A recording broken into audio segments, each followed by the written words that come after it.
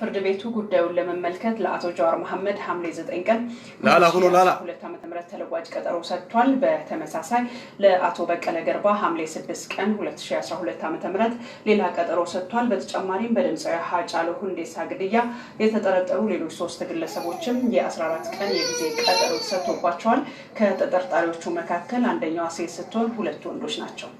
ከድምጻዊ ሃጫሉ ሁንዴሳ ሞት በኋላ በአዲስ አበባ ከተማ ሰኔ 23 እና ሰኔ 24 ተከስቶ በነበረው ግርግር በጠፋው የሰዎች ህይወትና በወደመው ንብረት ወንጀል የተጠረጠሩት የባልደራስ አመራሮችም አቶ እስክንድር ነጋና አቶ ስንታየው ቸኮል ፍርድ ቤት እንዲሁ ቀርበዋል።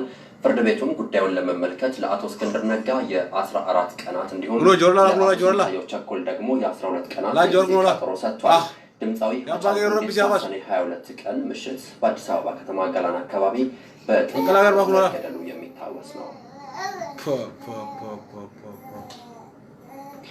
ተመልሰናል ተመልካቾቻችን። እንግዲህ የኦሮሚያ ፖሊስ ኮሚሽን በዛሬው ዕለት የቀብር ስነ ስርዓቱ የተፈጸመውን የአርቲስት ሃጫሉ ሁንዴሳ የቀብር ስነ ስርዓት አከረፍ ዲቤት ይገዘጉናል ማን ኦሮሞ ወርተኝ ይላል። አሁን ላይ ደግሞ ማብራሪያ ሰጥቷል። ጣቢያችን ይህን ተከታትለን እንመለሳለን። ከኦሮሚያ ብሔራዊ ክልላዊ መንግስት ለፋና ብሮድካስቲንግ ኮርፖሬት